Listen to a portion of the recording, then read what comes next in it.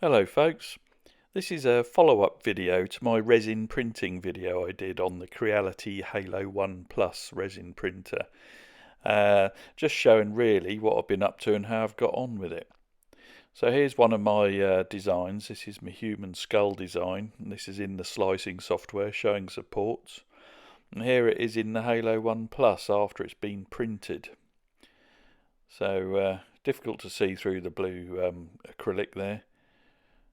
We just click OK because it's done, and then very awkwardly lift this off with one hand.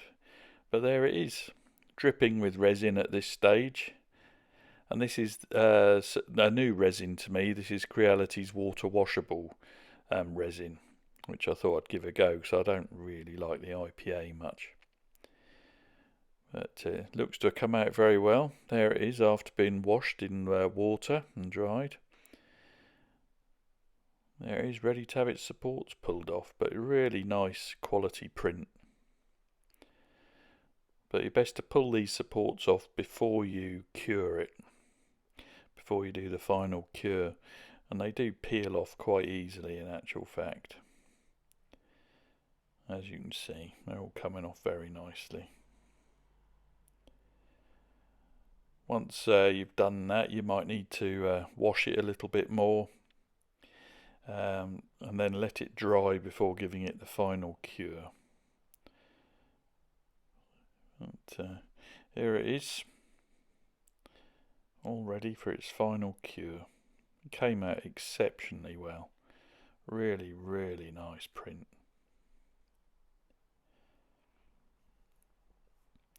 And then there's the washing and curing station, the UW01 from Creality. I'm putting it there on the turntable. This is a reflective turntable, so it deflects or reflects the UV light upwards as well. You put it on the slowest setting and set it going. He looks quite cool in there, doesn't he?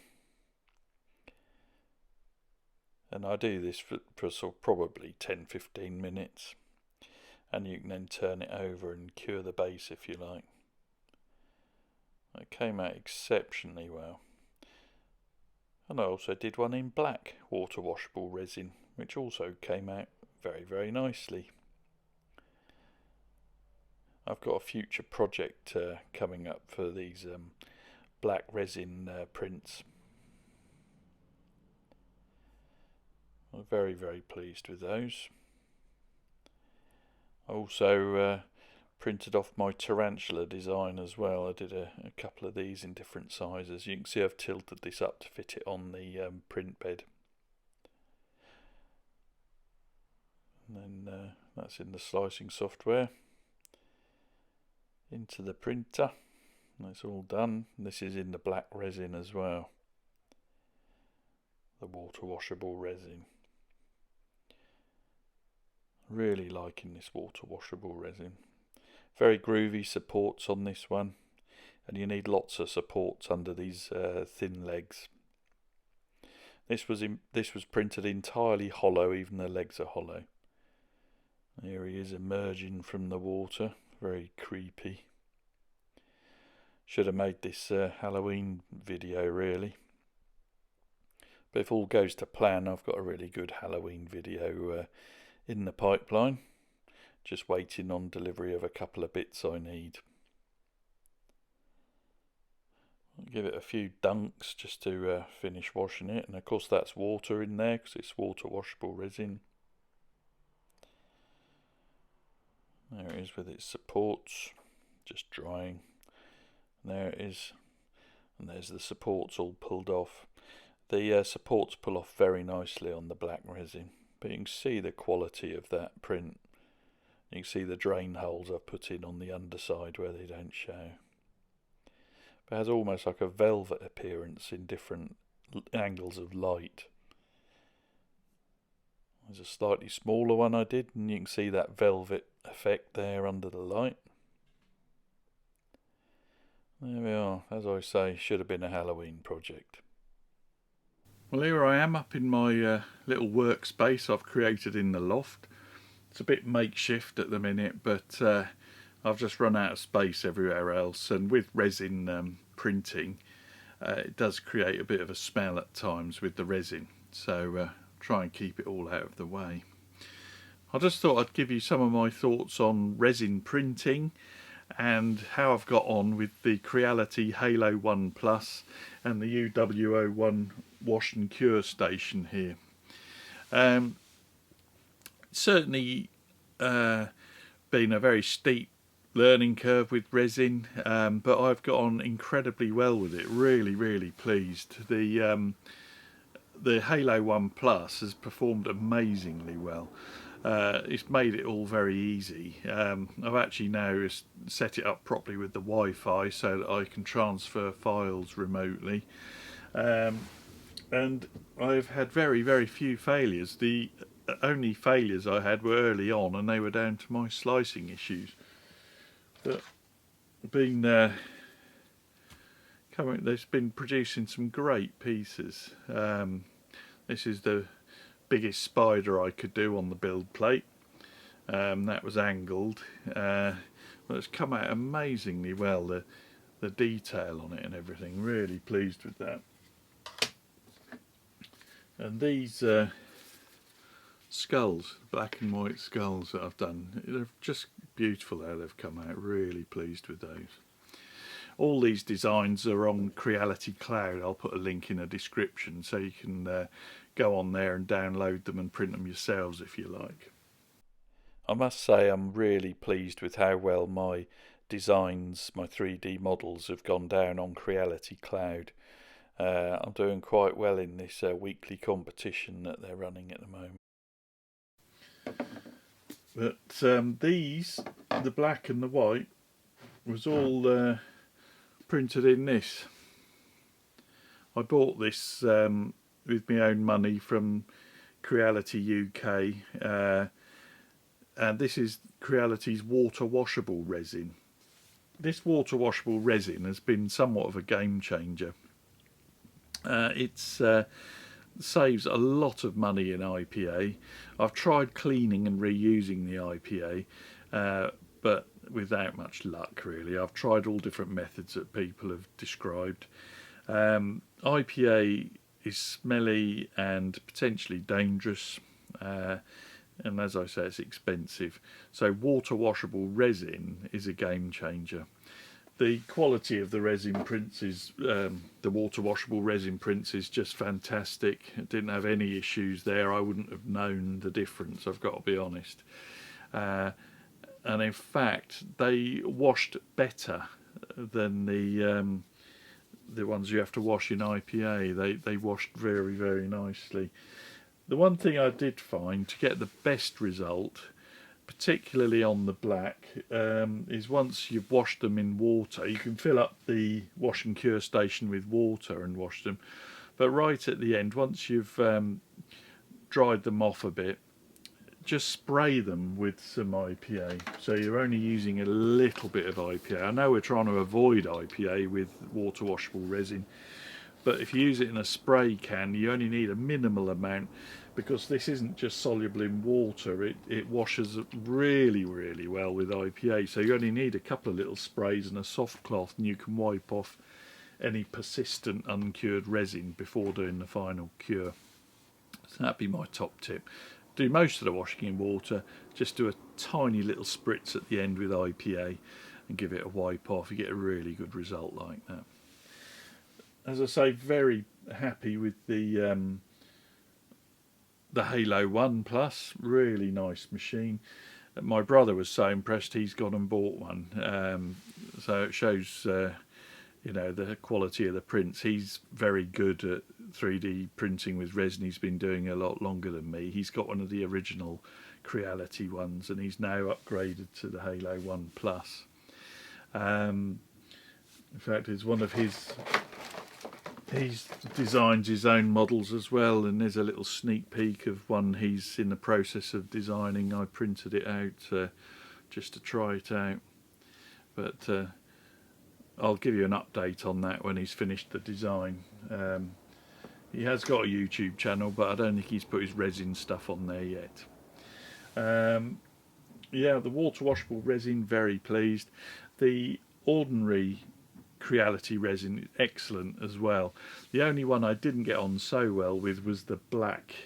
The water washable black is fine, but the ordinary black I found a bit sticky. It was quite difficult to get the prints really clean afterwards, washing away. But I've put over 3 kilos of resin through this Halot-One Plus now. So you get a fairly good feel for how it works and what resin you like. So it's all been very good. The only thing that there's a couple of things with the wash and cure station I would probably change. When you're curing, you need the turntable on the slowest speed, and even that is probably a little bit too fast. The centrifugal force tends to spin the models off the plate. You can put a bit of anti-slip mat on there to stop it happening, but then you lose the reflective component of the turntable that reflects the UV light up. The other thing you can do, of course, is just take the turntable off, put the models in there, put the lid on, and turn them round periodically. That works very nicely. I really like the system in the wash and cure station where you've got brackets to put the whole build plate with the model on in the wash station, and I like the chip basket arrangement as well for washing things off. Certainly a lot easier filling it up with water than IPA, and a lot cheaper. In the bottom of the bath in the wash station there's an impeller with a bearing. The one problem I've had is the bearing clogging up and seizing up after a time. I've washed a lot of prints, but the IPA or the water carries the resin into the bearing, and it will seize up, so you will expect to replace those. I might get some sealed bearings and try those if they're any better, but I've got a feeling that you'll still get resin carried into them. Creality supplied a spare bearing with the wash station, and I've used that, and I'm now on a third one, but they are very cheap to buy. I bought a whole bag of them on eBay for very little money, so they're very cheap and very easy to replace. But that's one thing you might have to bear in mind. You might have to replace the bearing periodically. Like I say, very cheap, very easy to do. But other than that, very pleased. One thing about resin is don't try and use it when it's cold. You might get problems with the initial layers sticking to the build plate properly. So it was fine during our heat wave we had. Most of my printing was done in that very hot weather, but now it's chilled off a bit in Britain. What I've got, if I can pull this over without knocking everything over, reptile heat mat. I just stand the resin vat on that and the build plate on that and just leave that for a little while just to warm everything up before you start your print. Obviously keep it covered. You don't want the resin getting full of dust, but also curing and if there's any light present. But yeah, simple cheap solution to pre-warming the resin vat and the build plate. Once you start the curing process, it does generate the actual printing process. It does generate its own heat, so you don't have to worry. It's just that initial cure. A few other top tips. I find it's better to hollow everything. Some of the early print fails I had were because I hadn't hollowed models, and there was just too much surface area on the FEP, which is the clear sheet in the bottom of the vat. So hollow everything. If you can tilt things at an angle, that helps. Put loads of supports on, in areas where you're not going to see the supports. So at any undersides, you're better having too many supports and not enough. If they're in areas that aren't going to show, just stick supports on it. Make sure you observe all safety precautions. Always wear gloves. Have plenty of paper towels and things like that to hand, clean up any spillages. I have had to replace the FEP. I'm on my second FEP now since I've had it, and as I say, I've put over 3 kilos of resin through, so they last a fairly long time. 3 kilos is a lot of resin prints, really. That is a lot of printing, many hours. But the FEP on this model is really easy to replace. There's no having to punch holes or cut it to size or anything like that. They're pre-cut, pre-punched, and there's even special little pins around the sort of part of the plate that holds the FEP in place underneath the resin vat, so it holds that FEP in place while you tighten down all the machine screws. So there's no chance of it slipping. It comes out drum tight when you tighten it up. So that's a really good design and very easy to change. So would I recommend the Halot-One Plus? Yes, very pleased with it. For a lot of my prints, I still go to my FDM Creality S1 Pro, the Ender 3 S1 Pro printer, because it's so much less hassle than resin printing. But if I want anything detailed, I've been using the Halot-One Plus. The detail and the quality of the prints is exceptional. But there is a bit more mess with resin printing, but I've had great fun. Really enjoyed using it.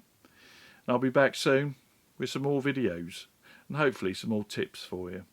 More rubbish coming soon.